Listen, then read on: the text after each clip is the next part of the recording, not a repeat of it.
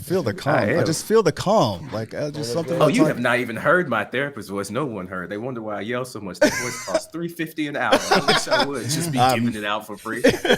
I'm not mad about that. Hey, we need just a little sample eventually. Maybe you can close the podcast out. Look, if somebody says something that hits me the wrong way, it will absolutely come out. Well, I can't be acting crazy on every show that I'm on. So I will pull that out instead. We're back with another episode of Black in the Middle. Middle class. Middle of the map. A podcast by three friends who seem to always find themselves stuck in between. Black culture. And white America.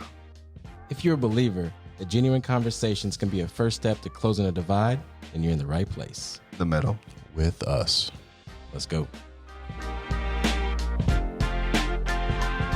All right, we are back. These are your hosts, Tim, Travis, Herman. And today we have a very special guest. We found him on TikTok. He's changing the world. He's making lives better. Derrick, the situational therapist. Thank you for joining us. Thank you so much for having me. I'm so excited to be here.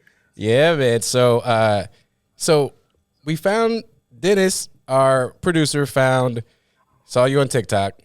We reached out randomly. You replied, and you were cool with coming on the pod. Here we are. Yeah. What's dope is that Derrick is a situational therapist on TikTok, but he's actually a real therapist in real life.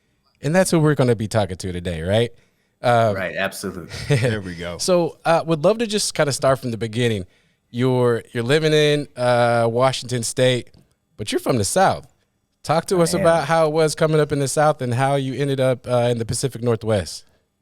Yeah. So thank you again for having me. I'm real excited. So I am from West Monroe, Louisiana. It is deep off in the South. It really is. And I haven't really been able to compare the experience until I moved somewhere that was so different from the South. Yep. I just knew I was tired of it. I knew I was tired of feeling uncomfortable in grocery stores. I was tired of feeling like I can't say certain things. I was tired of saying stuff like my school flag unofficially is the Confederate flag, and no one seems to care about that. Right. We drive around, with Confederate flags on Fridays, and no one seems to care about that. In fact, I've had several people tell me that if this flag offends you, you need a history lesson. Oh my God. Oh, wow. Growing up in that kind of environment, you tend to behave in ways that look like bipolar disorder because it's just so frustrating because everyone that believes that people in the South truly believe that there's not a problem with it. They think it's their cultural history. And I can forgive them for that because being in the North, they know what not to say. Right. But my goodness, man, So the transition from moving from the South to the North, one of the biggest things was just dealing with the differences in racism and the way you perceive. Yeah. Everyone here will smile in your face. Right. They will smile in your face. They will invite you to parties. They will do all of that. And when it comes time to give you that raise, well, honestly, we were thinking about going in another direction. Perhaps if we can see more improvement in your performance. So that's kind of the biggest thing there. But I also have a little ADHD, so you're going to have to keep me on track, my guy. What's the next question? Yeah, no, all good. I will go off.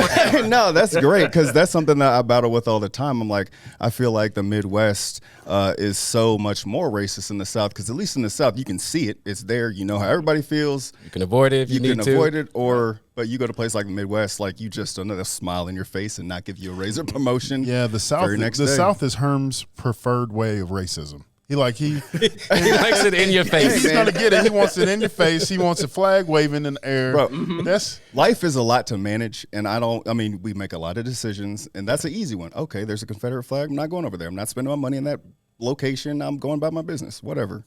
Here, Herm drives down to Louisiana. What? Oh God, what? I think 6 times a year. 6 times a year to New Orleans to drop his daughter off, and he has his direct route. He knows which gas stations to stop to, which ones to avoid. Yep. Yeah. So, it's almost like a sixth sense, like a superpower. Like I can go to Louisiana now and drive in the South or anywhere and no, that's not a place we need to stop at. That's a place we need to keep going. It's really interesting when you grow up in that environment. Yep. Totally. So, all right. So you grew up in the South and talk to us about kind of how you got out. Where'd you go to college? So I went to the University of Louisiana at Moore. I guess I kind of skipped over childhood a little bit, didn't I? It's all like every famous Black person, when they write a book about how they made it, they completely skip over their childhood. Don't talk about none of that. It was great and wonderful. Everyone did fine. I didn't really talk about childhood. It was a little rough because as exciting and fun as it is now to have this personality, some people who look like me really found it quite annoying and offensive and would beat me up for it quite often for just existing. And so like, I didn't really discuss that because I don't want to talk about it, but I went to Christian school for like the first 2 to 3 years of my life, which was where I learned to curse and just be real bad. Christian school was a trip. Word. I just put my kids into Catholic school. Oh, imagine that. All right, we'll unpack that after the podcast. So, what I meant to say was, the choice to send your children to school is a deeply personal one. And whether it's Christian school or public school or private school, I think he's putting it on us. This always belongs to the parents. Great answer. This has been a fight. Public school versus private school. And coincidentally, we all got a kid in the same school district. Oh, wow. Yeah. Yeah. Okay, so transition from the dirty South to so post college, right, is when you kind of made that conscious decision to get out of the toxic environment. I was married. Me and my wife, we decided, I just remember one day I visited the Pacific Northwest, and I'm not gonna lie, part of the reason is because marijuana is legal here. And it's a really, really beautiful place. It is. And so we visited once, and I was like, what can we do to move here? And that kind of became my drive to get out of Louisiana. I worked in some very interesting places. And so once I got my license and I was ready to go, I got it transferred over to Washington. And it's so great. I've never looked back. I need to go back, but I've never looked back. It was probably one of the best decisions I made in my life. I got divorced 1 month later, immediately afterwards. Oh, no. One of the worst periods of my life. Oh, man. However, getting here initially was great. Yeah. That was wonderful. Dang. Yeah. Hey, whatever it takes you there. Seem happy, thriving. Yeah. Absolutely. Yeah. Thriving. So I guess, situational therapist is a persona that you've used to, really catapult your business. And to build a brand, become an influencer, which I think we'll unpack later. But I guess being Black in the middle and your professional journey is really where we want to kick this off. How, I guess, just talk to us. Why did you become a therapist? Why did that call to you? And so I want to make a distinction between a situational therapist. I kind of is the situational therapist. The whole title is my name, and is the name, and I want people to use the whole title so I can explain something. Say the fee specifically. Specifically, when it comes to when I talk to you about diagnosis and how they're a relabeling of the problem instead of actually telling you why. We'll discuss that. But I'm going to be honest with you. My journey to being a therapist, I love talking about it. My bachelor's degree is in criminal justice. I was going to school to be a cop. And in my mind, I was going to help people. What I really meant was I want to get back at every single one of the people that used to bully me when I was a kid. That's exactly what it was. As an adult now and therapist, if I was doing therapy with my 19, 20-year-old self talking about I want to go to school to be a cop, I was finna hurt some people for real. In the name of the law, I was finna go in. And so when I was in college, I worked at the computing center for my college. And I was working on this person's computer in what's called the TRIO program. I don't remember exactly what they did, but a lot of it had to do with high schoolers and accelerated learning. And so I was working on her program, and the lady's computer I was working, she said, well, have you thought about going to master's school? I'm sure we started talking about something. I love to run my mouth. And she said, have you thought about master's program? I was like, absolutely. I am going to get my master's in criminal justice. I've already gotten my bachelor's in criminal justice because I wanted to be the most educated cop. You were not going to tell me anything. And she was like, well, have you heard of the marriage and family therapy program? I was like, no, I haven't heard of that. I was like, what is a marriage and family therapist? She's like, well, it's kind of like a counselor, except they see the whole family, which is it's not even beginning to explain the way that we see the world. I love being a family therapist so much. I really do. And I was like, number one, why would I want to be a family therapist? Obviously, the one person in the family has the problem. What I need to see everybody for, which is the exact opposite of what I learned in which was so great. It was so cool.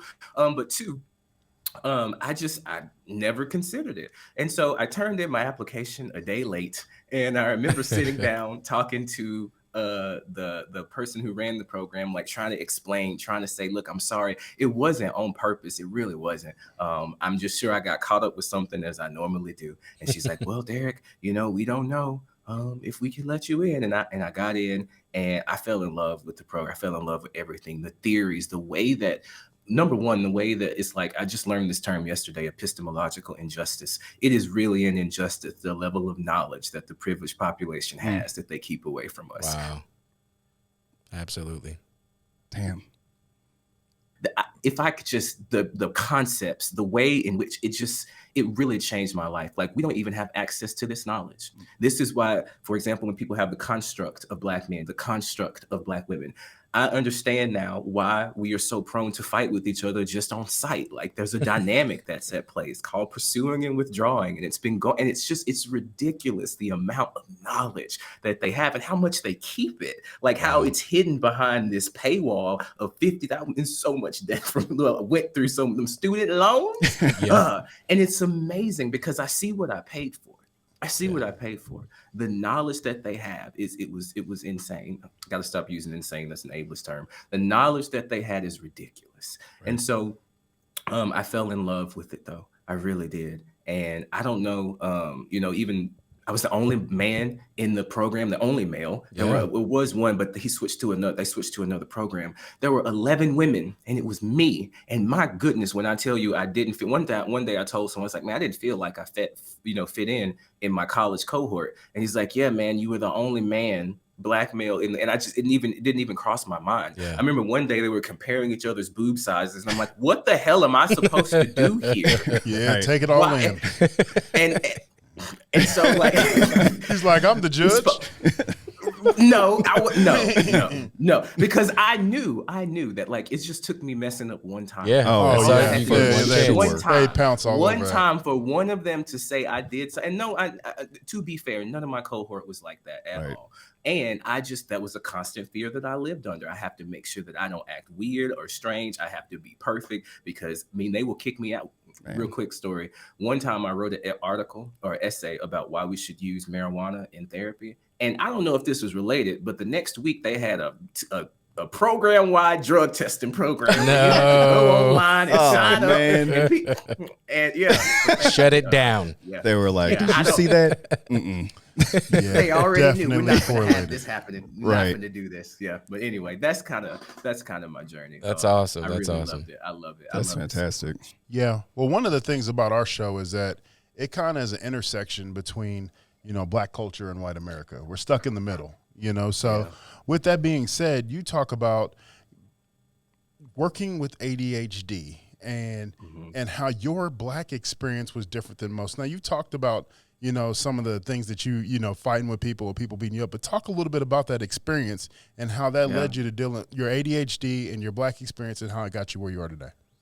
Okay, that's a really good question. Number one, I use the term ADHD because that's just the one that everyone understands. Like, there's so many labels. Like, if we're honest about it, these diagnoses are scientifically meaningless. They don't have any validity. They don't have any reliability. So validity is it what they say it is? And reliability is everybody saying it? Or I might have got those backwards. But the point is, either one of them, they not right. Right. We just know this. We just know this. And so I don't like to label myself with a particular diagnosis, and we need to have a label so I can explain to people why when you ask me questions, I need you to be very specific, because if not, and if especially I'm excited about it, I will talk about everything around it because I'm just enjoying the communication with you.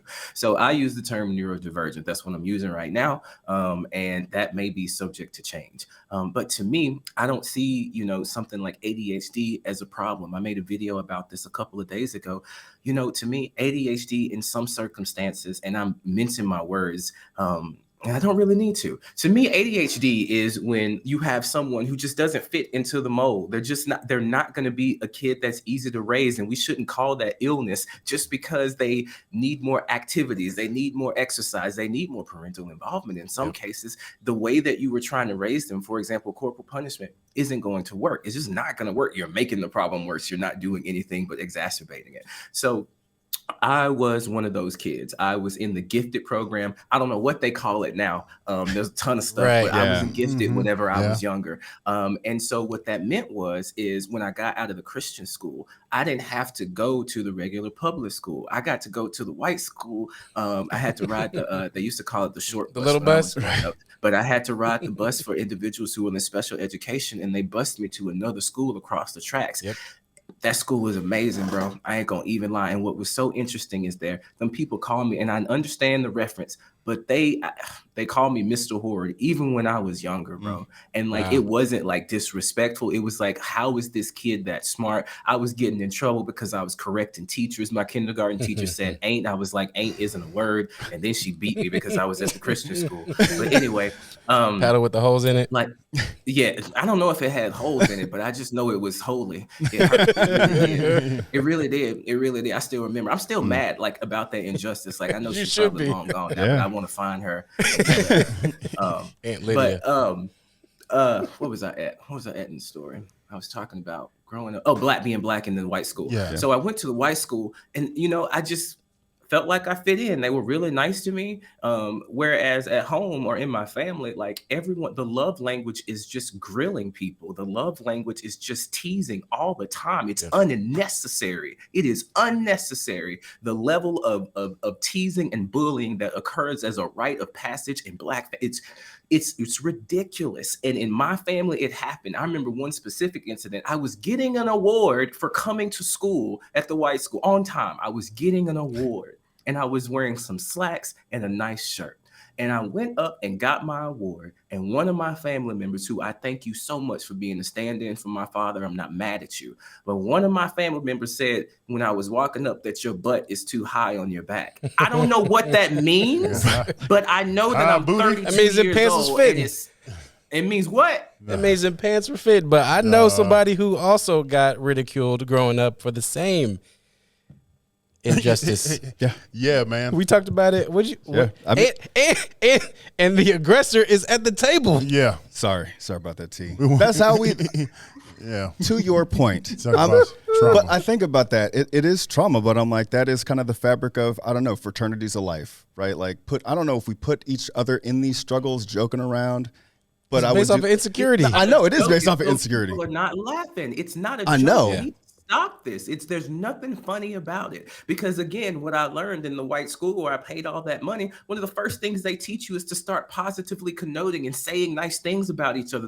You can say those as a joke once you have an underlying relationship that's Right. based on Yeah, love and mutual respect. That's never there because you start out hitting your kid. I'm sorry. Anyway. No, that's Yeah. it's true, but I mean that's kind of like, but we don't know, like. We didn't get influence that told us that was wrong. And we saw our parents joke with their friends like that. So I joke with T-Bone like that. And now I'm more conscious of what I do with my son. Man. Yeah. You know, And trying to. Not to mention some of our greatest forms of entertainment were based off of that. Because if you Little look Jones session? Well, if you look at, our era in 90s comedy was, friend groups making fun of each other. That's exactly how we laughed and if you looked at a black sitcom. Yeah. Yeah. And I mean, I think we'll talk about it a little bit more, but I think if I explain what's happening to you in terms of scapegoating of individuals in your family so that the whole entire family system can relieve stress, it allows them to be jovial by taking, and then the members, the people, I'm not trying to say I didn't participate, but I didn't in the way that the rest of the family did, which is why I feel separate from Black community. It to y'all, it's that you see of not y'all, but to individuals who are able to describe that incident in the way that you're describing it, you don't understand what it's like to be the butt of that. You can't know my experience because no one would ever say that about it if they've been through it. And I remember the point of that story is when talked about my butt being too high, I went to one of my teachers in tears and I was like, I told them what my family member said, and she was like, baby, I don't know why they said that, but you're beautiful. And that's where it started, where I started to be more connected with white culture or white influences than I did with Black, because every time I went to people like me, they were making fun of me. Why are you so sweet? Why are you so this? Why are you so that? And then the other message I'm getting is, you are so this, you are so that, you are so this. So I think that when we talk about this, that's kind of one part of it that isn't really discussed very often. Yeah. But I get it. It's funny. It's a joke. I laugh. That's the trauma response I created to deal with it. No, I mean, It connected some dots in my brain. That's here. how. I mean, that's us figuring it out. Later on in life. right? Because I'm like, we put one another through that exact same pain. And yeah. So do you still have that feeling of kind of being black in the middle, or, you know, being in the Pacific Northwest and just, you know, not maybe feeling familial with one side or the other? Right. I mean, and I think the therapy thing we talk about here is othering, where you are othered in whatever family you come from or whatever environment or identity you come from. The identity that you should be a part of or the people group that you should be a part of kind of rejects you. So I've always felt like I'm not black enough. I like the term black in the middle, but I've always felt like I'm just not black enough. I still feel that way. Part of the reason I created the situational therapist was so that I could have some way to come in. I remember when I was when you're becoming a therapist, you have to get hours for licensure. And by and large, the way that happens is through community mental health programs, which is where they have subpar mental health services that they give to Black and brown people. And then you go in and you work in those environments. The privileged people that own those things make money and you make pennies. And so I was going to do in-home family therapy in a Black home, and they wouldn't even open the door. Yeah. Wouldn't even open the door. No one's home. I can hear you. Right. You mean Right. no one's home? But so I understand it. I really get it. It's not their fault. We live in a racist, white supremacist, like, it is not their fault. And I still feel it even to this day. Like, I feel like if I would have did my platform and came on speaking the $1,000 words and again, it's not a caricature. It is something that I created so that it would be, I want you to critique me. I want you to feel like he's too loud. Like, I know all the things people are going to say about that character, because part of that is me. It's a little bit of an exaggeration, but it is me. And to this day, I still don't feel connected. And it's just obvious when I talk about things like Chris Rock didn't do anything wrong. Like, there's no universe where Will Smith was all right for hitting this man in the face. Man. Like, I understand it. And violence is justified at times, but Will Smith and Jada Pinkett Smith have more money than God. There's no reason for that response. Saying stuff like that gets you in trouble. Paramore. I mean, I love me some Paramore. I love me some metal. I really do. That's my stuff. And I can't share my Spotify playlist at the cookout. We ain't even got to Cool Punishment yet, So I still do feel that. And it's just been nice to kind of create a community and find other people who felt that way too. Because if you don't have that, then there's a very straight pipeline to a very dark place that you don't want to be to whenever you don't have that community. So 100%. It's getting better. I'm glad to know I'm not alone. And it took me even into this older age. I mean, especially being a therapist, that's already a strike against me. You're a therapist and your hair is red. Yeah, we're not going to talk to you. Watch what you say. Who are you? Well, and I can't imagine that there are that many Black therapists probably generally throughout the nation. So even a network, a peer network, I would imagine is pretty limited. I don't know if that's true or not, but do you have I guess influences within your 100%. I'm a part of the Washington Association for Marriage and Family Therapists, and we absolutely have community. The president of our association is a Black man. Okay. So nice. It's a really nice community. I mean, again, everyone has issues, everyone is growing, but I can say this with my full chest that I can really tell that my association is trying and doing better and asking questions. And one time, whenever I was doing my TikTok stuff, when I really started talking about parents and hitting their kids and stuff like that, I was getting letters to my licensing board. I even was under investigation because they got so many, and they sent letters and they didn't tell me what was going on. They just said, you need to basically be on notice. Wow. And as a Black man who doesn't have generational wealth to fall back on, or as a Black man who this is my profession, this is it, this is what I do. If this is taken from me, it's done. To get those letters. So I talked to someone within my organization who actually went to the legislative board on my behalf and explained what happened and got things changed. And I really think that's going to open it up for a lot more Black folks to feel more comfortable kind of having TikTok followings and things like that. So I'm very thankful for the WAMFT. I'm thankful for the connections, and there are a lot of Black folks in there, and we definitely do. It's great. I'm really, especially other LMFTs. That's really important to me. There's just a difference in the way that we see things, and I'm really happy to be a part of that community. Good. That's awesome. So you did touch on something that I wanted, or I guess I had a few questions on watching one of your videos talking about spanking. And so that opened up a whole conversation in our household. And so I guess, really I want to know, further, maybe not why you're against it, but why spanking is seen as abuse, maybe in your world. Maybe that's an assumption that I'm making, but I'm like, you're passionate against spanking. From what I saw, And it is kind of ridiculous the way that we're just like, yeah, it's fine, hit your kids. You know, so many people were, I saw people raising their hands like, yeah, I was spanked, look at me, I'm fine. And it's like, you're not fine. So the question is, what do we do about that? How is it or isn't it abuse? And then is there certain things that people go through, right? Like I was a full-time single father, and obviously my reaction time raising my daughter by myself, I didn't have a lot of patience, more stress, and it led to spanking. Now that I'm married, second child, never really spanked, you know, and I feel really bad, but I'm like, is it what are the outcomes that we're looking for? Spanking, not spanking? And is it something that's like everybody does it, but I feel that there's some cultural components in that when it comes to discipline and obedience. Yeah. You're gonna have to give me a second because I can feel my blood pressure rising, so I need to take a moment. Because there's so many assumptions latent in the question that you're asking. You're assuming so, and it's not your fault. I'm just saying the questions themselves contain a lot of assumptions. Right. And the thing that I have to do here is understand that you simply don't know. Right. And if you knew what I knew, epistemological injustice, if you understood the damage, if everyone understood, if I could find a way to show everyone, I wish there was a machine that I could hook people up to and just show the marks that are left on your body physically. Like I wish they came up.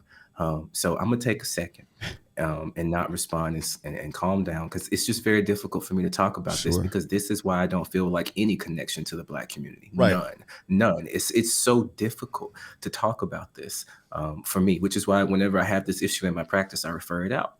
Right. Because I can't. You have to know what you can and cannot work with. Yes. Yeah. Well, and if so, go ahead. I was just gonna say it is something. So like being Black, living in Louisiana, I've seen mothers like whooping their kids in public, and to me that was a bridge too far. And then it makes me think about myself, and like I don't put my hands on my kids, but we do it so often. I'm like, it's something that consciously as you grow up, I'm like, I don't want to do that. I want to be a better person, right? You got to be able to communicate better. So I think we start with the idea that it's not your fault. And I heard you say that you feel bad, but like I want to make that clear. Like it's not your fault. We live in a racist, white supremacist, capitalistic society, patriarchal society that gives rise to conditions where traumatic things happen. I've heard Dr. Yamante Cooper. If you've never heard of this man, go look him up. He does amazing things. He spoke at my conference. He talked about some of the issues that Black men go through, some of the anti-Black misandry that exists. It was amazing. I really enjoyed it. So let's start there. Yeah. We do these things because we exist in a society, and that society is unfair. It is oppressive. There are so many injustices. And if you are a single father where you've been dealing with bullshit, can I cuss on here? Yeah, absolutely. Where you've been dealing with bullshit all day, and then you got to come home and deal with a child that just wants everything that they want right in the moment, and they don't have no patience for your impatience, and it's none of it. I can understand why people spank their kids. It's the fastest, quickest, shortcut parenting tool in the world, and it works every single time. But the way that it works is the problem, because every time you hit your child, you are severing the relationship between you and them every single time, every single time. And the issue is that the child has to make a decision. They have to make a decision. Children intrinsically know, and you intrinsically know, that it's not okay to hit people. We all know this. We don't need to pretend like it's not true. That's why we have to call it something different, so we don't have to deal with the fact of what we're doing. We say spanking, we say whooping, you don't say hitting. Yeah. And that's what it is. There's no way to do what you were talking about without hitting. So we already starting off by violating people's physical boundaries. We're already there. Yeah. Right. And so I want to start with that it is okay. It is not your fault. We understand why it happens. It is a holdover from slavery. It is a shortcut parenting tool. It is because of the situations that we're in. It takes a village to raise kids. I feel like I've acknowledged that. I feel like I've said enough about that. I feel like I've shown very clearly that I understand that it's not just Black people just want to beat their kids. I think I've made it clear that I understand the situations that you get into that cause. And I think I've really explained that, and I don't think I have to do that anymore. So now I'm going to move to the next part. Right. The next part is that the situational therapist, the reason that I act like that is because there are some people who will listen to what I just said and not have any more questions and be like, well, I don't think it's abuse. I don't think I'm doing anything. I don't think it's me. You're not talking to me. And it really is a lot of religion tied into it too, specifically the Kojic Church and Pentecostalism and Black families specifically, that there's a lot of it's okay to hit your kids. So when you say Is it abusive? Is it not abusive? You either understand that it's abuse or you don't. I think that You can is do it out of love. You can do it out of whatever you think it is, but you either understand it or you don't. And that's the way that I have to look at it when I'm in these spaces, so that I don't go from zero to the situational therapist. I can't be mad at you for something that you don't know, but it is frustrating when you don't want to know. right. That's really frustrating when people don't want to know. You might have to wrap me back around to the No, point, no, because no. I'll go Well, off on this for a minute. no, it's great because it's something that. So I haven't done it in years, right? Like it's not. Yeah. But it is something that it forced me to go back and think to why I did in the first place. All right, let me jump in because I have younger Okay. kids, and I have spanked my kids more recently than you. You know, so my kids are 5 and now 4, about to be 6 and 4. And when they were, maybe like 3-ish, I rationalized that popping them was okay. Popping them on the booty, right? This is, and to your point, this is me.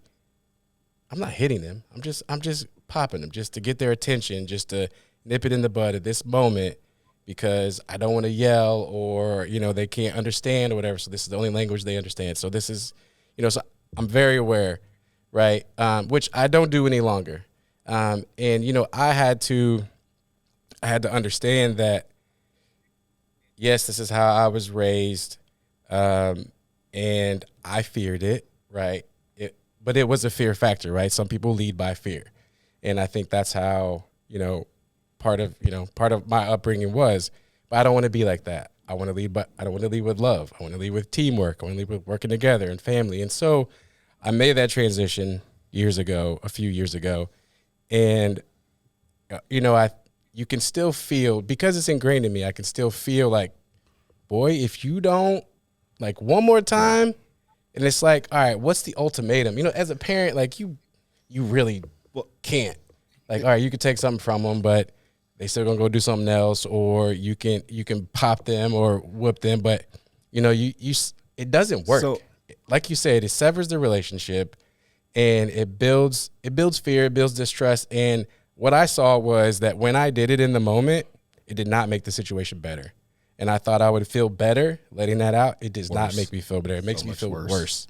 And so, it was just like a habit that I just had to stop doing, That makes me have one more question. And I think that there's so many people have spanked their children, right? And up until recently was maybe, I don't know, 5 years ago, maybe it was 2009 when, the parenting gentle parenting became a thing. And I think we can see more outcomes of people that were spanked, not that that's something that we have to ask, than kids that have grown up with gentle parenting. So it's easy to say, it's just the way that society has done, not that it's a good thing. We definitely should be moving away from that, but hopefully more people are moving into gentle parenting. Do you know anything about the outcomes of children that haven't gone through spanking? Is it any different? Because one of my questions was, a kid that is not spanked with a parent that doesn't give them enough attention will still come out with a certain level of trauma that might be, or is that true? So there's, again, so many questions. This is, and I'm trying to break them down so that I can answer everything the most effectively. It is okay. You have no need to apologize. Thank you for bringing me on to talk about this topic. So number one, you said, like, recently gentle parenting came out. We knew in the 90s that we needed to stop hitting children. Like, we knew a very, very long time ago. I think the issue is when let's start from our community. Black folks, really, we don't know what it's like to be children. If you have the history of racism and oppression in America, there is no knowing what it's like to be kids. If we go back to slavery, if you had a kid that had ADHD in slavery, right, what issues would that have caused for everybody there? So what's one thing that the entire family or entire group and community would do? They would rag that child to make sure that child gets in line. Right. And that's what I see with ADHD all the time when I have people telling this black kid is acting up in class. What's going on in the environment? what's happening. So when I hear people say like, well, what do you do next? What happens next? Number one, I don't have kids. It's the first thing that people say. And I just want to throw that out there. I don't have kids. And whenever I'm not in my highest self, I'm not going to say that because we've all made mistakes. I should have never done that. Side note, if you are a Black man with anxiety, do not do 23andMe, because every time I get an email about a new DNA relative, I'm like, Jesus Lord, please don't let this be. Man. Please don't let this be a 90% match. I don't know a lot of Black guys that have done 23andMe. I never did it. Hey, look, I got one. I never took the test. I was like, yeah, I'll take it. Don't want to know. Like, but that's okay. Because I was going to make the joke that I don't have kids, but I do have condoms, but I ain't trying to put that energy out there. That's going on the house. Mistakes. No, I'm not. I'm on my look. You get it every single time. But we don't know what it's like to be children. We don't have the opportunity to be children. And every time we are children, we are punished for it because that could get us in trouble. So we have a lot of adults who are triggered by their child's childlike behavior. Yeah, 1000%. The behaviors that kids do, people don't realize like like they're supposed to be loud and rambunctious and make noise and be disrespectful and cuss you out of their life because, I mean, they didn't ask to be here, number one. And number two, now that they are here, they have to follow these sets of rules that don't make sense. Like one of the things that really gets me is when parents spank their kids for stealing without explaining the concept of ownership to them. That doesn't make sense. If I don't know what it means to own something, how are you going to spank me from taking it? It doesn't make any sense. And so I think that, man, I could just go off on it forever. I just think that the idea and what gentle parenting does, it says that like it's not supposed to be easy. It's going to be difficult, and we need a village and a community to help. But like it's a tool, and it's not a really helpful one. It just doesn't do anything. Right. And I know I'm not offering you any alternative. I will offer you one though. You have to fundamentally change in your mind what you think it's going to mean to raise your kids. They're gonna test me. They're not testing you. They are testing reality. They are testing the way the world works. You were simply the facilitator of that test. You were the facilitator of that environment. And so when we say, well, people could grow up and be bad, absolutely, 100%. You could provide a wonderful tutorial environment for your kids, and they could grow up and choose to do bad things. It is more likely they will choose to do bad things if you hit them, but if you provide them with an environment. And so what do you do in those moments? Instead of hit, you have to focus on building the relationship. You can break a horse by beating it, or you can bring in an apple every single day. Like, how do you want to build a relationship with your children?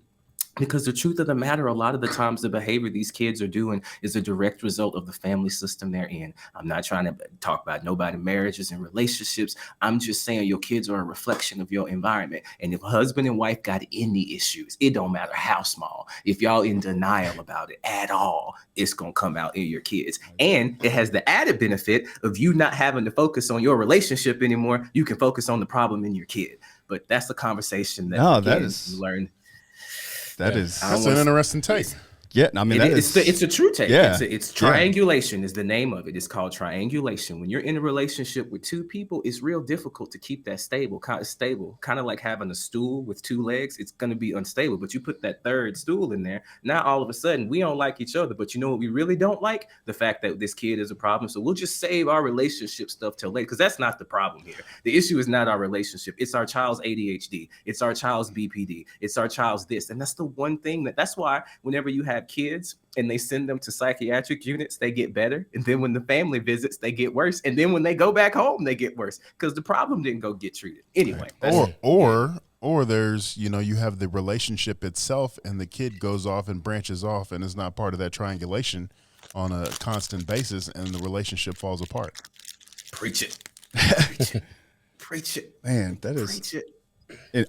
I don't know, man. I love everything about this conversation because I'm like, it is something that I'm like, it's so much better, right? Like the result or the end goal for better child outcomes is really just communicating with your kid. The hard thing to do is figure out how to connect with them, right? And that happens at all different stages. So I'm like, if you can better connect, you can better be patient with what it is you're actually mad at or what you're trying to get your kid to stop to do. If that's a conversation instead of just a reaction with no words. Yeah, I get it. Right. So this whole gentle parenting thing, right? I'm a newer parent, and so gentle parenting is new. I feel like it's taken off with social media, And I'm gonna be honest, it pisses me off a lot of the time. I'm seeing all these white moms on TikTok, Instagram, Reel, whatever. My wife's sending me all of them, and I'm sending them to her. And like, I believe in the approach, right? But the practicing of it is hard as fuck. Oh, how you have a conversation with a 3-year-old, Herm?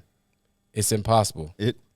But you got to go through it. You got to go through it. You got to keep doing it and keep doing it and keep doing it until you break through and you find some common ground, right? And that's what I had to do. That's why it took me a while to evolve as a father and to, you know, kind of shake the toxicity. But when I see all this content and everybody keeps sending me this, and this is how you do this, and this is how you do it, the toxic in me wants to reject it.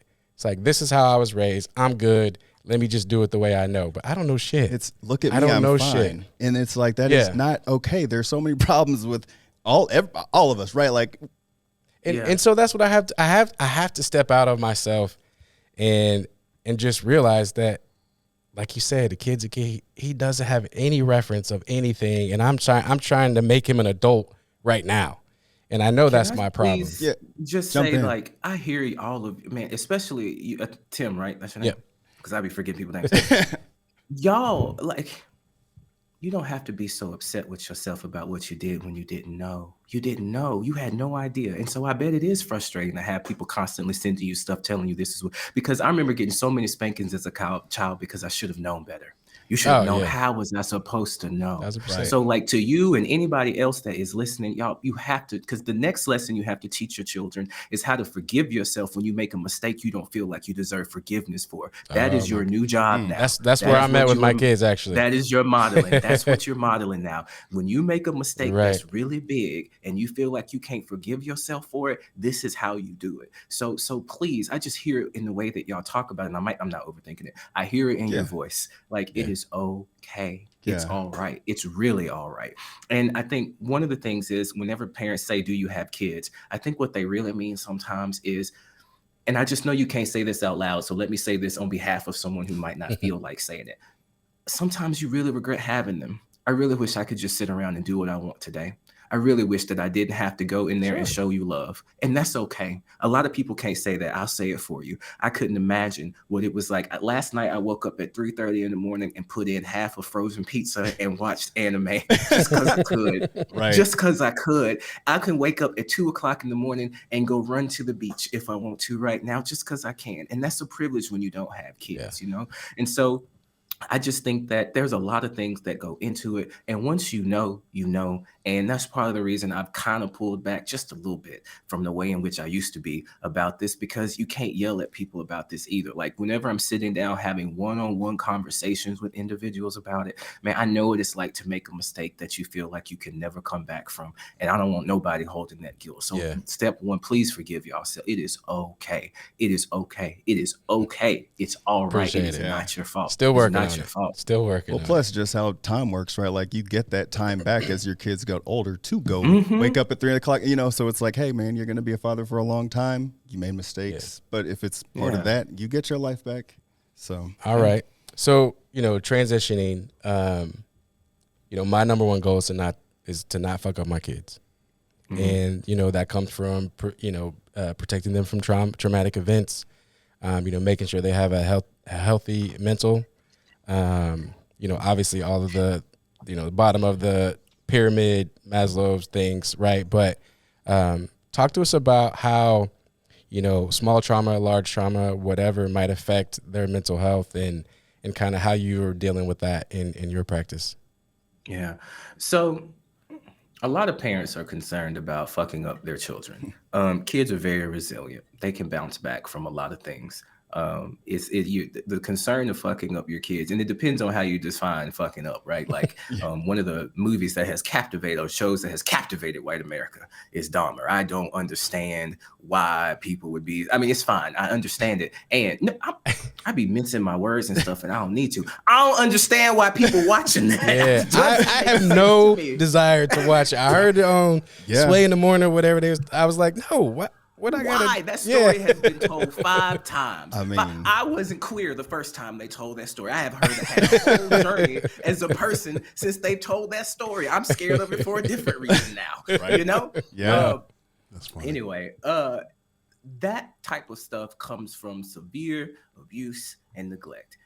We have an inventory called the Adverse Child Experience Inventory, where it asks some questions about like adverse experiences. But the parent who is worried about fucking up their kid is probably not going to be the parent that's going to do it, right? You might helicopter a little bit too much. You might make some little mistakes here and there, but you don't have to be a perfect parent. You just got to be good enough. That's it. You don't got to be perfect. There is no perfection. You were supposed to make mistakes. They have to know that they live in a world where mistakes will happen. That's all right. You need to show them that, you have emotions and all those things. What I'm discussing, and I think what we're talking about when it comes to trauma, are these events that are too much, too fast, and overwhelming for a child's body to process, right? So frequent moves, things like that. I put in corporal punishment, abuse, yelling, consistent, sustained, never ending. When the child is in a situation where they feel like, and again, as children, we're not able to see things as multidimensional as we could if we had an environment that allowed it.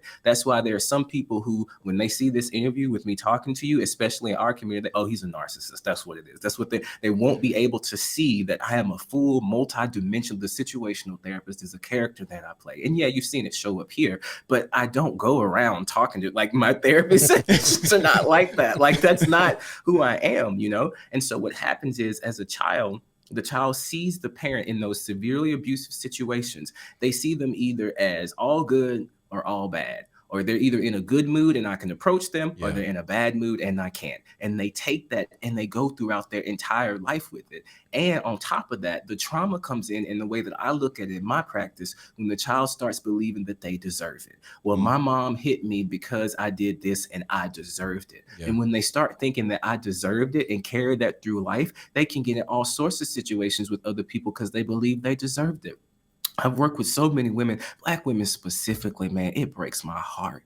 It breaks my heart the way that some Black women have been conditioned in our society, especially by church, to believe they have to be subservient, submissive, and I have to just listen. And like, you are allowed to have a point of view. You are allowed to be able to speak up for yourself. And that so many women just believe that that's how life is supposed to be, man. And it really breaks my heart. And the reason they believe it is because they grew up in an environment where, one, they had a father that put their hands on them. So why should they be surprised when their husband or boyfriend does it?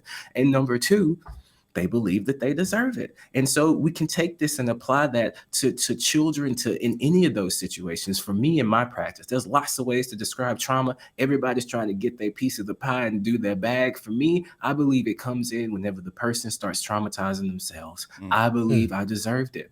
I don't deserve nice things. I am a horrible person. It's my ADHD. If only I wasn't. And that's why we have so many people saying I turned out fine, and why I am so violent towards that message, because it just reinforces that type of behavior is okay. Our Black comedians do it. I'm so disappointed in any of the entertainment in the Black community, disappointed in all of them, because I read Alicia Keys' personal her biography. Memoir, yeah. And in memoir, and in there she talks about how her mom hit her, or was gonna hit her, or for something like that, and how it made her turn out as a better person. I was like, Alicia Keys too? Oh my God, come on, man. I love Alicia Keys. She broke my heart whenever I was in high school. No, it was in middle school. She had the album Diary of Alicia Keys, and one of her songs, she said, call 489-4608 and I'll be there. So of course I found the area code and called it. And when I heard her voice on the other end, no way. I still remember how and then she was like, I'm just kidding. It was a voice message. I was hurt. But in her book, I read that she got sued for that by someone in another state. And I was like, that's okay. All right, I'll let it. That's fine. That in itself is trauma. Wow. That is trauma. Wow. That's what you get. Dang. Feelings was so hurt. Well, I'm glad you passed through that trauma. I don't think that parents have to be, if you're concerned about messing them up, then you're on the right track. I think as long as you are not, doing these things and then going to church on Sunday, asking for forgiveness, and then doing it again the rest of the week, I think you're okay. Appreciate that. So when it comes to therapy, you're passionate about what you do. You clearly love the impact you make. Do you find yourself having to spend a lot of time warming people up to the experience because they're there, but they're not invested. They're there, but they're not soaking it up. They're there, but it's kind of a placeholder, and then you have to go on to work to get a breakthrough. So I want to first off acknowledge something that I do in my practice. I work with very high affluent people. My it's very expensive. Now I love this part. I do have financial scholarships, and I am able to give people of color like free or low cost therapy. And I have to always remind them, like, you are not getting discounted therapy. My hourly rate is what it is. I'm giving you a scholarship. And so when people come in, like in my practice and the way that I market the stage that I'm at, they are motivated already. That's good. They ready to solve this problem because they don't want to be here forever. Now, whenever I first used to do it and I was working in, for example, mandated therapy with individuals on probation and parole, or when I used to work in the juvenile prison system, I have to the most important aspect of therapy, like we've seen this, is called common factors research over and over and over again. Up to 70 to 80 to 90 in some studies % of the effectiveness of therapy has absolutely nothing to do with your approach and everything to do with the relationship between you and the therapist. Is it someone that I feel that can help me? Is it someone that I feel that will listen? Is it someone that I feel like I can trust? Is it someone where I don't feel ashamed? So much therapy doesn't work because clients simply don't tell their therapist the truth because they're afraid of being judged. They are. They are. Yep. I didn't tell my therapist some stuff because they were you about to say, my guy? No, I was agreeing, and it's a very vulnerable time. Yeah. And like you said, you're afraid of being judged. You're there to unpack some things, but you're not sure how much luggage to take out of your luggage. Right. In my approach, whenever I'm working with trauma, I'm not somebody that believes you have to always go back in the past to deal with it. Because the way that you learn to deal with your trauma in the past is the same way that you're going to deal with problems in the present. If in the past you cut people off because that was safe, when you're an adult, you'll find yourself cutting people off. So what I look for is, how is the person behaving in their current environment? Like, here's one way to look at it. I don't need to know the moves on a chessboard to understand who's winning. Yeah. I don't need to know how they got there to understand the way that the game is right now. I can look at it and see, the way that you are right now is enough of an explanation. Wow. So some people feel like, and a lot of this happens in the privileged community, I think white folks that get into this field with their savior complex and want to have the experience of breaking down a person of color in their office so they can feel like they've actually done some work when they've done nothing at all but re-traumatize that person. Damn, say it. Preach for a minute. Honestly, they would be considered like an archaeologist, right? Digging up old bones. That's how they, and a lot of them, that's how they look at it. Like, you don't need to make someone cry and scream. I mean, I do stand-up comedy on the side. I just don't tell folks about it. But you don't have to make someone cry and scream and wail out to help them deal with things. Sometimes dealing with trauma is just acknowledging that, when your mom said that you were the reason why she didn't have a man, that's when you learned that, you have to be perfect and right because it might affect somebody else's life. And that's the perfectionism. Sometimes that insight is enough. Sometimes I can just tell someone, I want you to go to the store and buy yourself something nice. And then, I do deserve, I don't ever, and like, that's enough of it. So I think it really depends on the person and the approach. You don't have to feel like, when I go to therapy, okay, how much do I need to tell them? If you feel like you trust the therapist and you trust the experience, they should guide you through that anyway. You shouldn't have to worry about that. I tell my client, when I worked in probation and parole, I would tell them all the time, the fact that you showed up is enough for me. Don't tell me anything that you feel like I don't need to know. And if you want to just chill for it until your time is up, your responsibility was to come here to therapy. They ain't say you had to talk. And I had some people that just took a nap for an hour. That's fine. This is your time. Do what you want. And then one day, so Mr. Derrick, I had this one friend, and then there it is, And so, but I feel like people's stories, people's traumas, let me earn the right to hear it. Don't just give it to me. You're supposed to be testing the relationship. See if I'm someone that you can trust with that information. And if you feel like you can't, get a new therapist if you're in the ability to do so. Does that make sense? Makes perfect sense. Yeah. Love that. So many questions. One, do all black people need to go to therapy? Well, yeah, because I think you're the only one in the room that hasn't been. Oh, man. You haven't been to therapy? I have not been to therapy. May I ask why not? I'm curious. Oh, man. He don't like to deal with his problems. I don't like to deal with my... he likes for us to deal with it for him. I have a really strong That's network. why we started a podcast. Yeah. Well, look, we unpack his problems on wax. We unpack and critique. Look, I have a really strong network of close friends, and I've always felt that I could be open and honest about everything going on in my world. I've always felt it a safe space to... Tim knows everything going on. Tim knows the good, the bad, the ugly. We work in the same space, so I'm like... whatever it is. And I never I feel like my number one thing, I'm good with my kids. I'm tender with my kids. You know what I'm saying? Like, so I'm good with the kids, good with wife, like normal marital stuff. I'm not against therapy. I just haven't gone because I'll load my time up. I can't do that, or I don't have the time, or whatever it is, which not having the time itself, I'm like, that's probably something I need to unpack because I'm doing too much. Right. And you cheap as fuck. He got scholarships. I'm like, I mean, I could afford it. Send us the link to apply for scholarships. Yeah, he's put together he's got an 8-session package on you just from this podcast. In fact, it just came up. Yeah, maybe 10. I mean, there's a lot to unpack, but I'm like, I feel like I'm one of those people. I'm like, I had a really good upbringing. I had a lot of confidence built in me. I feel good in everything I do. Most of my trauma has been external from, I guess, not having certain validations when it came to like work, right? Like, I know I'm smart, I'm capable, I got all these great ideas and shit. So he has corporate trauma. I have corporate trauma. Yeah. And I have like I look at my whole, like the things that matter most. I'm like stability, because I have lost jobs throughout time. And I'm like, so many of those I know they weren't my fault. I'm like, who loses their job when they're being successful and growing a business? And they're like, yeah, but maybe not growing was your enough. fault. Maybe it you wasn't, need a therapist to unpack that. You feel a little confident. Looking back, I'm like, I probably should have gone to therapy after that point, because it drove me but that's where I'm like, I get fed up, because I'm like, certain things happen that drove me in a way where I wasn't pulling back and doing nefarious bad behavior.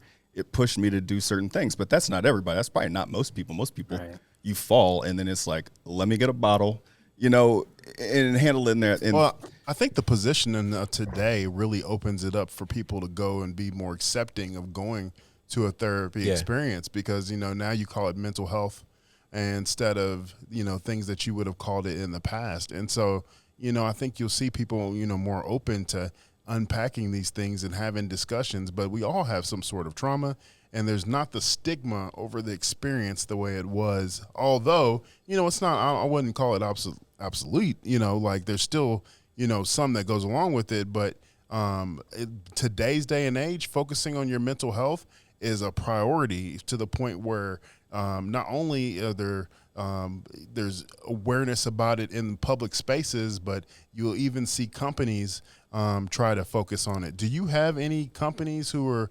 especially with some of the giants and powerhouses you got up there in the Northwest, do you have people who kind of funnel and help, believe in your experience enough to continually help, like from an organizational standpoint? I don't. Excuse me. I am choking. Give me a second. No worries. That's just my body saying, think about the way that you want to answer this question, so you don't potentially offend any potential Mr. sponsors. HR. I do want Microsoft. I do. Yeah, it was the HR person inside of me that was like, hang on just a second, boss. So I'm gonna wrap back around to that question. No. I am an independent practitioner. I purposely just don't like to be in all, like, I have companies that will reach out. There's a wonderful company called Lyra Health, or I say wonderful, I believe that they're a nice company. I've worked with them before, where they kind of have access to mental health through like the way that the organizations will contract with Lyra Health and get them access to therapists. But I'm not gonna lie to you, I'm really not in there like that. I got an app I'm focusing on. I don't really my half of my business is really like, I'm trying to bring therapy, that experience, that community to individuals out there, instead of like working with the systems that sometimes cause the problem. I saw a little bit about this app, man, and you just slid that in. Tell me a little bit about it. Yeah. I want to wrap real quick though, back to going to therapy. That's still on my mind. Look, I'm not the kind of person that thinks everybody needs to go to therapy. And there's definitely an annoying experience associated with everyone around you telling you that you need therapy when you feel like you don't need it. All I would say is that if you want to go, or if you're curious about it, then, go, because a lot of the times we are just surviving and not thriving. There was a specific time in my life where I was doing okay. I was doing just fine. I'm talking to you. I'm talking to you.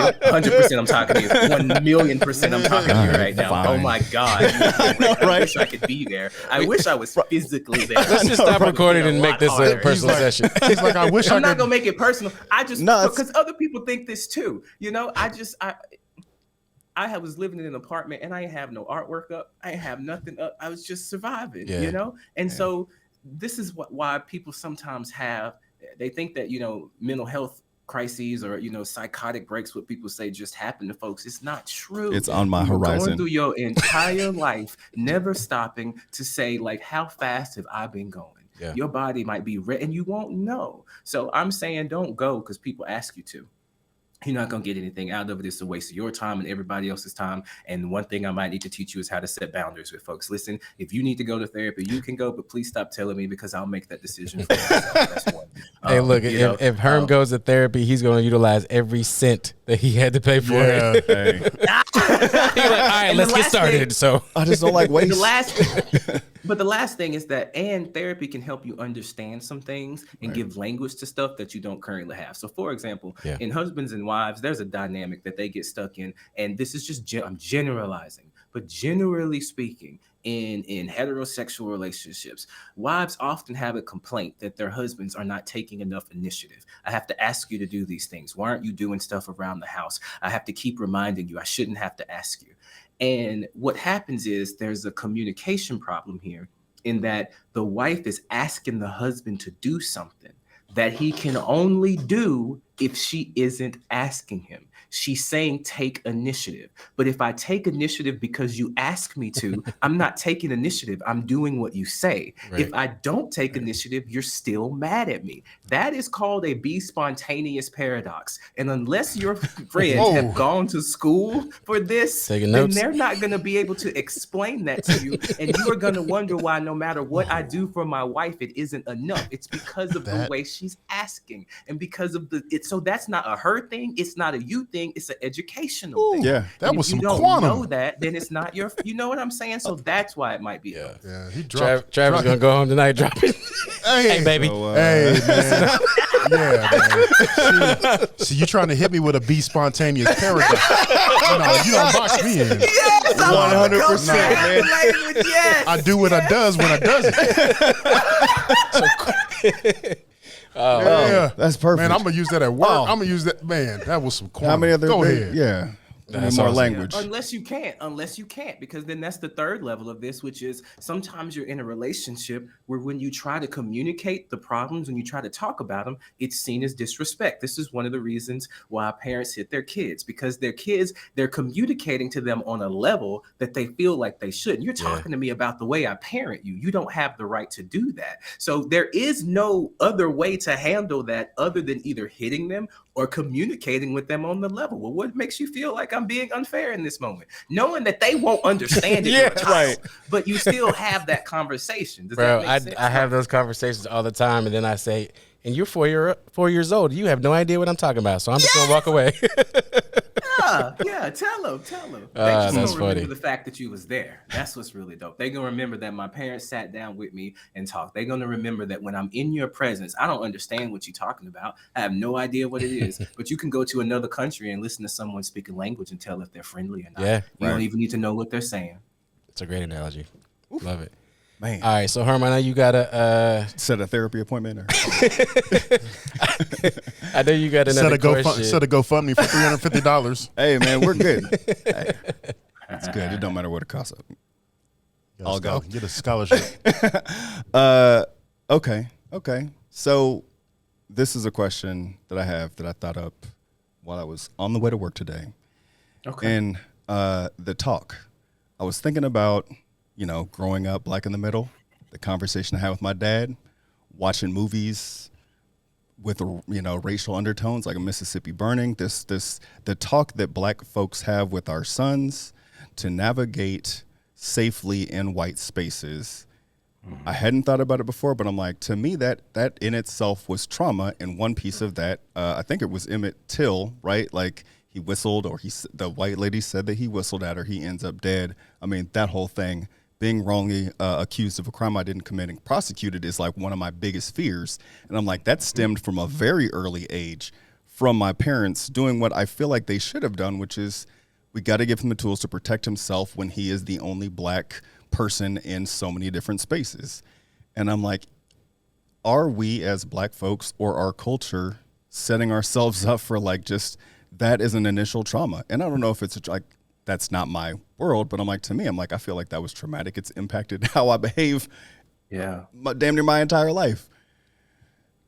So I think that yeah, that one way of approaching this is maybe because the conversation is self trauma. The way in which you might respond to the Yeah. conversation or right. how what it means to You you may internalize it. be seen as a traumatic response, but it also could just be a logical response to living in the society that we live in. You Right. know, so I think that again gets us back to the fact that we live in a racist society. That should always be a white supremacist, capitalistic patriarch. We should always go back to that. Like we have to start there. And then when we start talking about now, how do we talk with folks about that?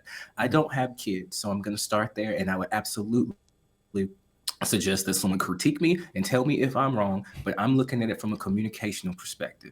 I think number one, this is an ongoing communication. I think there's some families want to have at one time, get everything in there all at once. And again, when I said trauma was earlier, was too much, too fast, all at once. So maybe you don't need to explain all of it every single time. Maybe you start off with that conversation about what ownership is. And then when they get older, you can explain. So speaking of ownership, remember when I taught you that? Well, our country used to own people that look what, and instead of being afraid and terrified, they're curious. They want to know more. They want to understand. So I think a lot of the times when families like to have these conversations, it's after something traumatic has happened. It's after there's something that's in the news or something reminds them, I guess it's time to talk with you about this. Let's start talking about it from a very young age in age appropriate language, teaching them the building blocks. I'm learning Korean and I never learned any words or anything like that. My Korean teacher just started with the letters and we moved to syllables. And then she showed me a picture of a banana and I was able to think in Korean it was so amazing. When I saw the picture, I was like, banana, oh my God, I can think in Korean. And so we want them to be able to think about these concepts and understand them and not be afraid. But that fear of being wrongfully accused for something that you didn't do, oh my God, that is something to talk about in therapy. Because it's a real fear for Black men specifically. I don't think people will understand that Black men specifically, this is a very specifically Black male fear, and it is reinforced all the time. I had someone going through harassment, taking them to court, and my concern was that I was going to get in trouble in court for being there when I wasn't even the one doing wrong. I had all the evidence that Your Honor, I hadn't said nothing. This is not my discount Amber Heard. This is just someone who having some issues, and look, and I'm still afraid that somehow it's going to get turned around on me. But I think that the conversation needs to be ongoing. I think it needs to start at an early age. And I think that you need to have other friends to have it with you. This should be a village conversation. You should have your Black friend, the white person who has done, their work on anti-racism that you can trust. You should have individuals from all races, and we should BIPOC. We should all get together as a community, have a community talk about this. We want to explain. Maybe you have the privileged person be there so the kids can ask them questions. Maybe they show what it's like to be accountable. I just think that a lot of the times parents have these conversations when they're triggered, when something bad has happened, and they just try to tell everything at once. And when you do that, it's too much. So I think this is does that make sense? I think it's an ongoing conversation. And that's how we've kind of addressed it. Like with my son, like we've never had the talk, but like he's watching TV and sees what's happening. Oh my God, after one of the police shootings, he had a lot of questions and they were answered. I'm like, this is a horrible situation. It's not a situation that happens. I mean, putting it as gentle every day, but I'm like, it happens for specific reasons and specific instances, and it's not right. And we go down that, so he's not fearful, right? And like, if ever we're around the police, I always like, if the situation presents itself, I'm like, hey, introduce yourself to the cop or officer, whatever. So it's like, you can be aware, but also feel comfortable. And then this specific, I think about like, so we did a Father's Day episode, and Tim had asked me like, what's the number one lesson that your dad wanted to pass down? And it was just be a good person. And so that was my thing with that fear. Like, if my entire life I've been tried to be a really good person, try to be honest and open, and then that with that fear, it's even bigger. It's extreme anxiety for me, the whole being accused thing, right? So I'm like, there could have been a better way to have that balance. And I hope that we can have these conversations, in our spaces just more openly. Because I'm like, I feel like Black folks live under 1,000 different fears, 1,000 different anxieties, and we don't know what it goes back to. And I'm like, shit, it wasn't until yesterday I figured, maybe it went back to how Mississippi burning was and how I interpreted that at the time. And then you go to these white therapists who are not competent in this, and you're diagnosed with BPD, generalized anxiety disorder, bipolar disorder. I mean, a Black man recognizing systemic injustice is not bipolar disorder. Recognizing and it just, that's the part of it that really is frustrating, and the part of the psychiatric system I don't like. And like I try to tell folks, when you go to therapy, if you cannot use your insurance, I suggest that you don't. And when you talk with your therapist, ask them to explain to you why they are diagnosing you with a particular diagnosis, especially when adjustment disorders work most of the time anyway. But that's another conversation for another day. Awesome. I know I, for one, love that you're staying independent. My father, he was a physician in Kansas City for like 40 years. He finally closed down, but was independent. Never, like, nobody ever owned his practice. He did his own thing. Mm-hmm. And that's what you're doing. But I'm like, man, it allows you to speak in a way that people need to hear to actually get the results that you want. And so many places get bought up by these big conglomerates. So I know it's probably hard, and maybe you feel like you're on an island sometimes because it is just you without a huge HCA network or whoever, but at least you're still there because there are so few left. I just appreciate that. Absolutely. So Derrick, what I guess just tell us what's next for you. What's new? What are you doing that's exciting? You slid in that you were a stand-up comedian, which I kind of figured just by your personality. But you talked about an app. What's new? What's next? What can we look forward to? So really what's next for me is I want to move to a place. I love therapy, love my client. I can't say love. I have unconditional positive regard for my clients. I enjoy the work that I do. I really do. I am moving away from like traditional therapy because the problem is not people. I'm so tired of having people come into my office thinking that it's them. And I have to, the first job, if I got to just do therapy, it would be fun. Most of my job is marketing. And I got to undo all the marketing that you see in the media. Depression is a chemical imbalance. I have to undo all of that and try to get you to see first that it's not your fault. And then after that, I have to help you get to another place while you still have the conditioned response in you that like tries to stop you from progressing every single step of the way. Like, it's so difficult.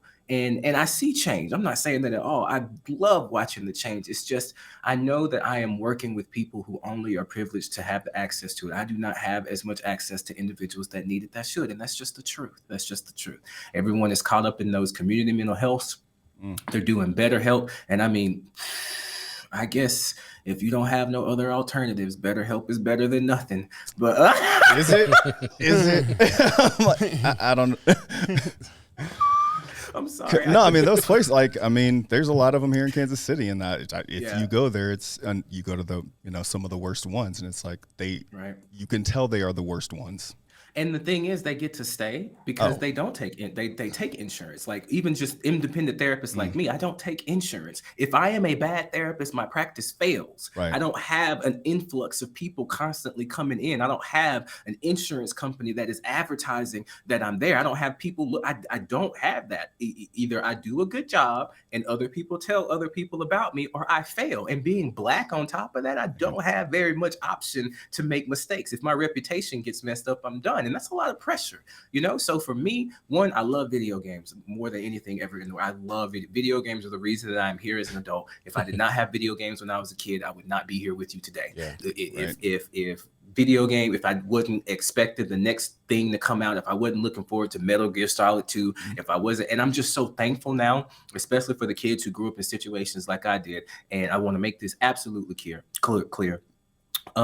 There are some situations when you grow up in single parent environments where the parent does not have access to resources, to community, to any of those things, and they end up doing things in that relationship that they otherwise wouldn't do if they had the support. I want to make sure that's clear because I don't want nobody to think I'm blaming anybody, and I don't understand the systemic influences. And my mother was a tyrant, and if I did not have video games to escape to, that's why I'm so thankful for Microsoft with things like Xbox Game Pass, where you can pay $10 a month. I don't work for them. They don't do nothing for me. It ain't about that. I'm just saying, if I had Game Pass as a kid, where I could just go and it's like Netflix of games. You have anything, like those sorts of things. It make the cross-play that people have now. I remember losing so many friends as a kid because they would get a PlayStation and I would have Xbox. But now they're doing more cross-play so I can connect in community. And I really feel like video games are more effective at treating symptoms of what we call mental illness than medication and stuff ever will be, because it's a direct, if you do it in video games, you'll do it in real life. Right. And there's one game I'm thinking of specifically. It's called Mass Effect.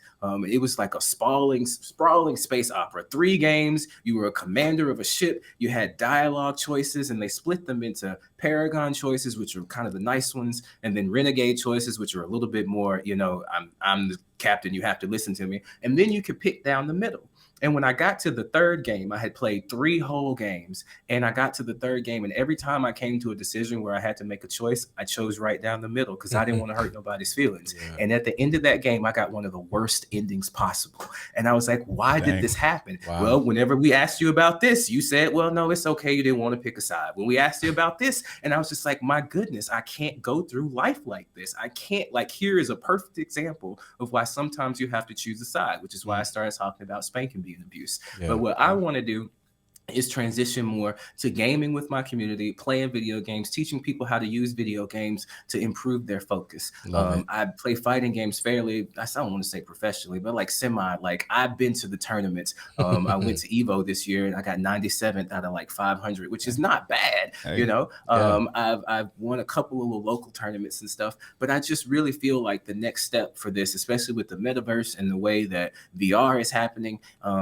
therapists are going to start once they figure out what I'm doing, I think therapists are going to create therapeutic communities, and people are going to come in, and you're not going to have to do that much work because the group therapy, what y'all are doing, I'm sorry, your podcast, group therapy is one of the most effective ways of helping people. When you get in an environment full of other people and you don't feel alone, the solutions generate themselves, it creates a wonderful environment. So I want to use video games to do that. I have an app called the Situational Practice, where I'm constantly building. It is just my app. I didn't develop it personally. I didn't develop the structure, but everything on there is me. Okay. I'm starting to add more people to it. And as this continues to grow, I'm sure I'll have more help with it. But I wanted to have a place for people to come.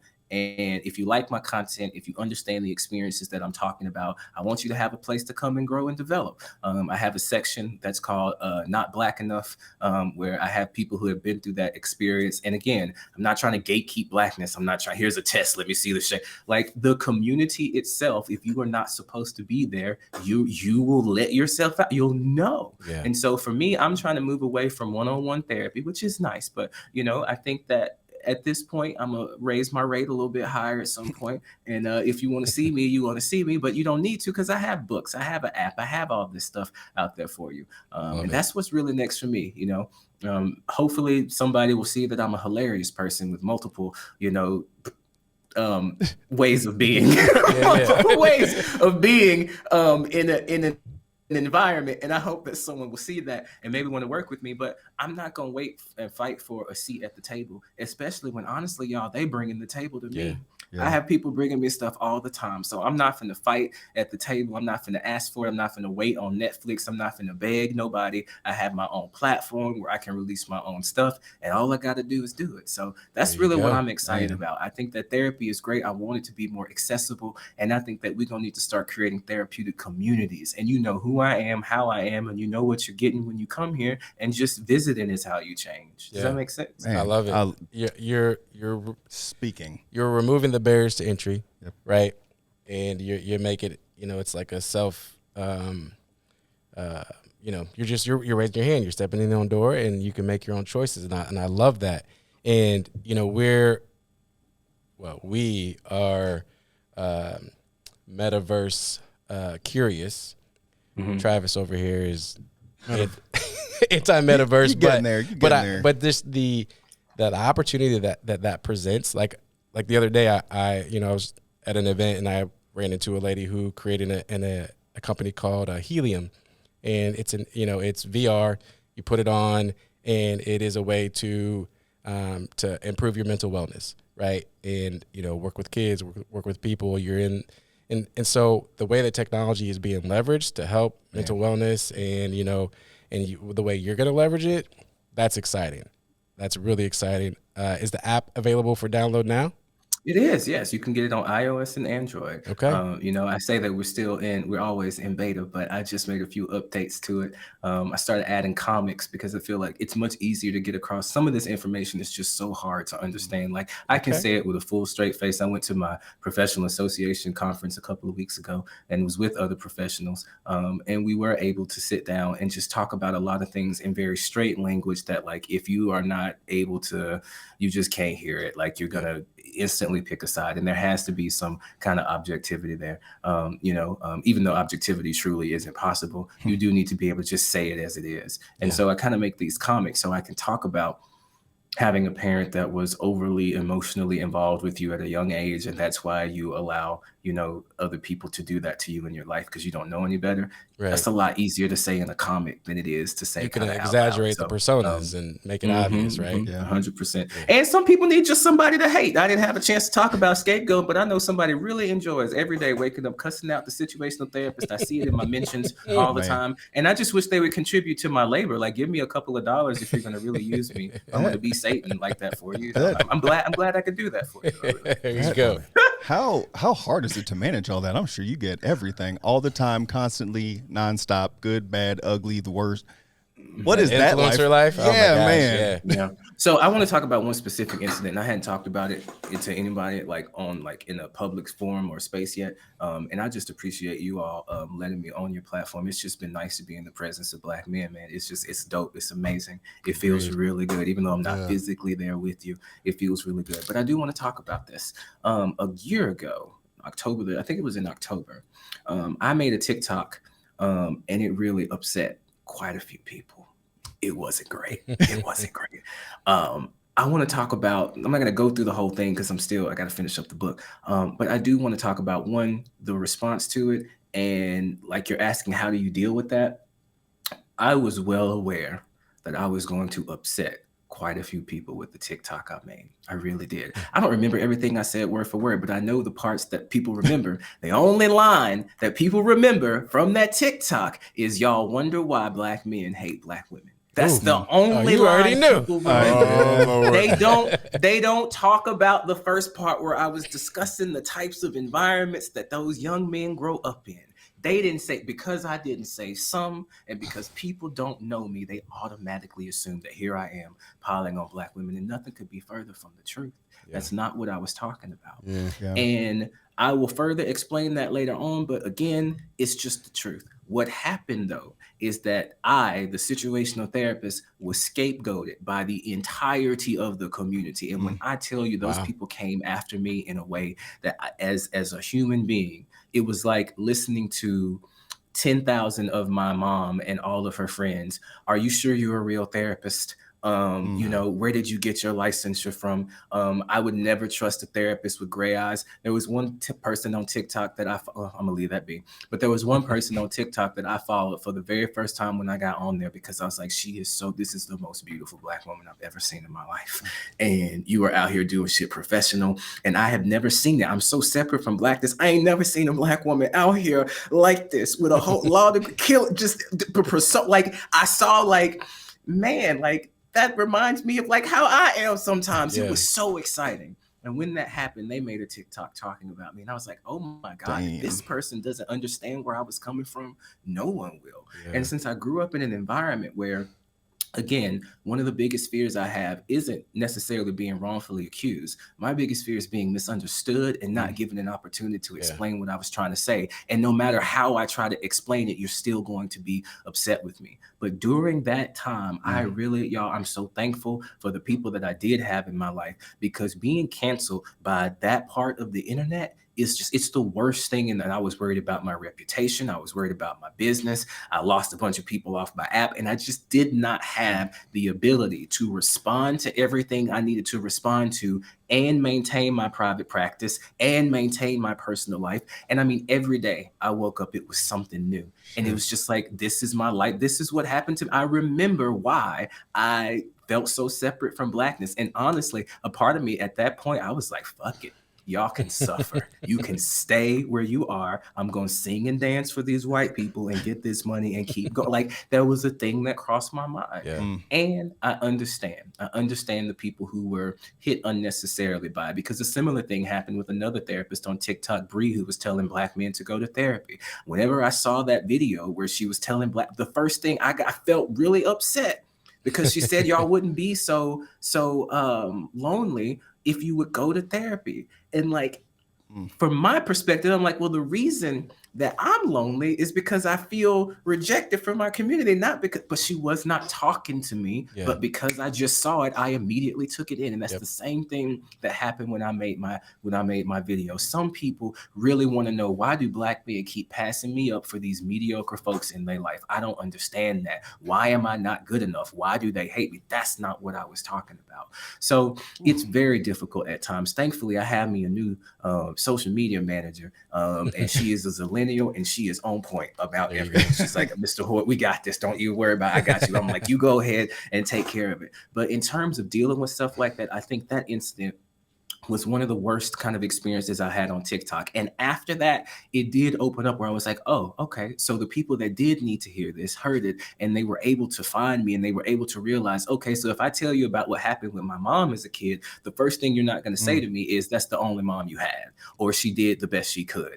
Like, those are the types of things, and those are the types of people who are that separate from Blackness, to where even I had an experience with the person that we venerate in our community that wasn't great, like being that separate. Man, I just, it was an interesting experience. But now I expect the criticism. I know it's going to happen, and if I'm not getting criticism, then that means I'm doing something wrong. But yeah, it's tough, especially trying to run a business, because it only takes one person who has the right letters behind their name to craft the right message, and then all of this that I built by myself is gone, you know? So I appreciate the people that helped me, but I'm saying, financially speaking, ain't nobody had no financial input on this whatsoever. I either pass or fail. Yeah. Well, that's fantastic. You know, I'm an entrepreneur myself, and the road is hard, especially when you're picking yourself up by your bootstraps. So, you know, congratulations on the success, brother. Derrick, the situational therapist. Please say the You can find him at thesituationaltherapist.com. You want me to say it? You say it. Thesituational, because you're gonna be a new client. I know, right? I'm like, man, I gotta get myself together. You about to get a coupon in your email, bro. From me. First one's on me. Man, therapy gift card. There you go. There you go. Punch card. At your 10th session, I'll give you the 11th one. Perfect.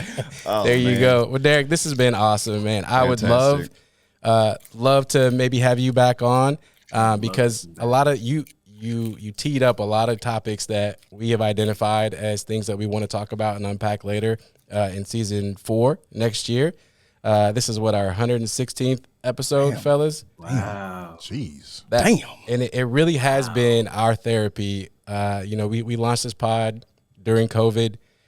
We didn't expect for it to go the way it did. Yeah. But, you know, based on the situation that presented itself with, you know, everything that's going on in the world, it's been very successful, and you guys are my therapists, and this has been awesome. So thank you. We know everything we're not doing. Right. It's like, all right, now I need a real therapist. I know, right? I'm like, oh, I've identified several things. Shit, I'm going to my y'all behavioral economics pathway. I'm gonna throw that out there. I know we're closing up. Y'all are good. Y'all are. This community that y'all have, y'all the one that you built. You have 3 people here, so it's always to be 2. You know, if we need to triangulate, it's beautiful. Yeah. I don't want to go into it, but we could talk about it. But yeah, y'all are doing great, and I'm just glad to be here. I'm glad to see that y'all are doing it, and it's just beautiful to be a part of. And I would love to come back again at various stages on my journey to check in. I appreciate the accountability. Now when I'm doing stuff, I have some people to think about, and I'm real excited. Thank you for having me so much. Absolutely. Thank you, man. Thank you for taking time out of your schedule. Thank you. Yeah, you're very welcome.